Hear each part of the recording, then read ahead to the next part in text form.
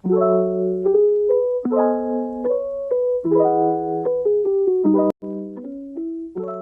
sore Ibu dosen dan teman-teman. Perkenalkan, nama saya Rerna Dilara dengan NIM 21010500 dari kelas C akan menjelaskan tentang materi gelombang mekanik.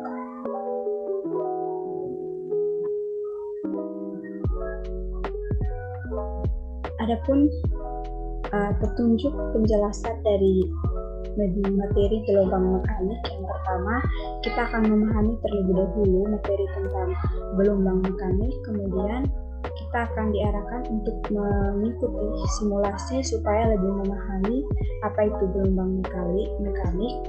Lalu berikutnya kita akan mengerjakan latihan mengenai gelombang mekanik. Adapun materi yang akan kita pahami terlebih dahulu. Nah, yang pertama itu pengertian gelombang. Nah, gelombang sendiri itu merupakan getaran yang merambat. Dalam perambatannya,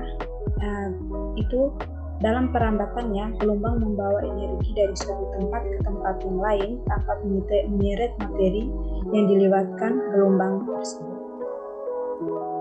Adapun beberapa jenis gelombang, yang pertama berdasarkan medium perantaranya. Gelombang dibagi menjadi gelombang mekanik dan gelombang elektromagnetik. Di sini kita akan mempelajari tentang gelombang mekanik. Nah, apa itu gelombang mekanik? Gelombang mekanik sendiri adalah gelombang yang dalam perambatannya memerlukan medium atau media.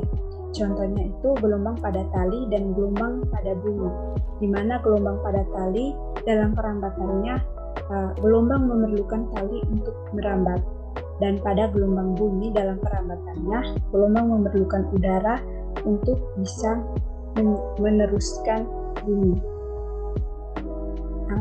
Adapun macam-macam gelombang mekanik, yang pertama itu gelombang transversal. Nah, gelombang transversal adalah gelombang yang arah rambat dan arah getarnya tegak lurus. Jadi arah rambatnya itu tegak lurus dengan arah getar. Contohnya gelombang pada tali bila digerakkan naik turun.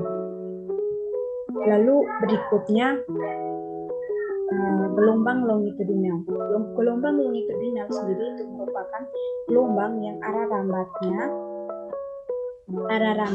dan arah getarnya itu sejajar atau berimpit. Contohnya gelombang pada selingki. Berikutnya besaran-besaran yang ada pada gelombang mekanik. Yang pertama itu frekuensi.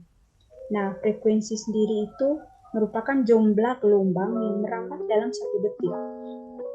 Frekuensi gelombang dirumuskan dengan banyaknya gelombang dibagi dengan waktu F sama dengan N per T, ataupun frekuensi sendiri itu merupakan 1 per periode, 1 per T. Berikutnya periode gelombang. Nah, periode gelombang sendiri itu dilambangkan dengan T, di mana periode merupakan waktu yang dibutuhkan satu gelombang untuk merambat, dan dirumuskan dengan waktu per banyaknya gelombang atau periode sama dengan 1 per frekuensi. Lalu berikutnya panjang gelombang. Panjang gelombang itu dinyatakan sebagai jarak yang ditempuh sebuah gelombang dalam membentuk sebuah bukit berselang waktu tertentu, disimbolkan dengan huruf lambda. Panjang gelombang pada gelombang transversal dihitung dari satu bukit ditambah satu lembah, satu bukit ditambah satu lembah. Untuk gelombang longitudinal,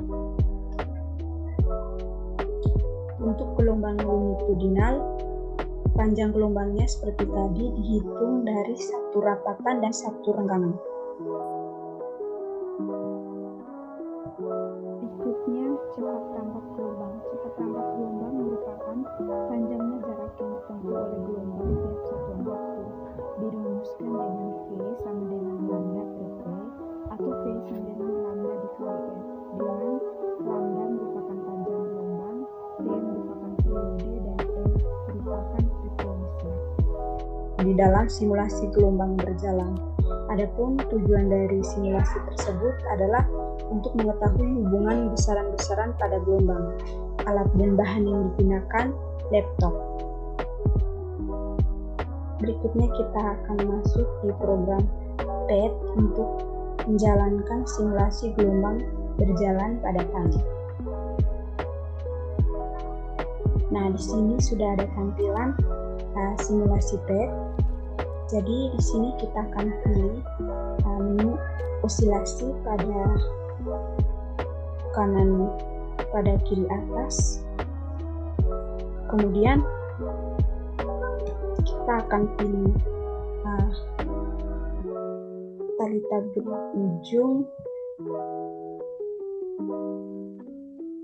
mengatur panjangnya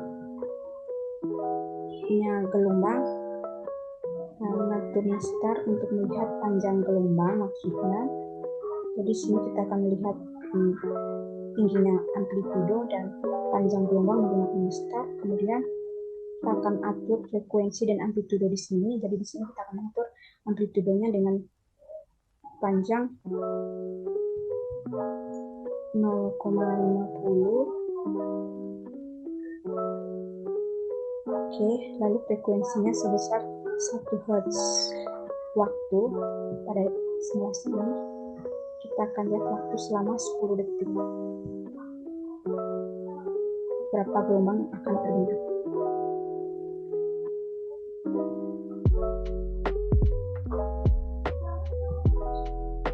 Sudah. Sini kita akan lihat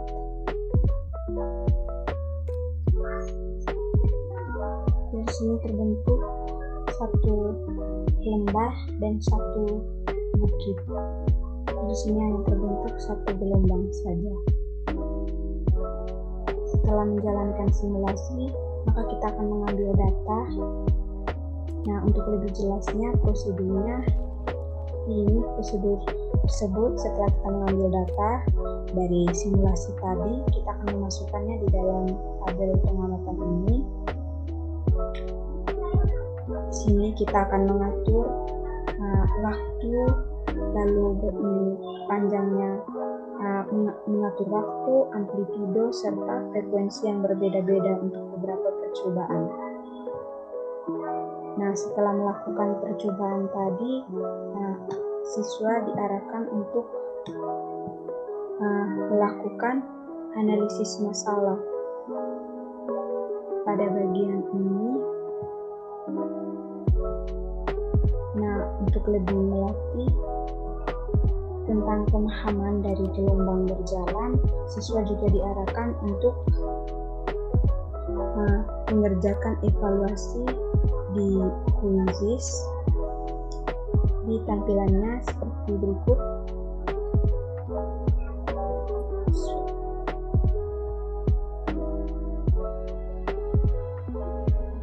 Berikut di sini.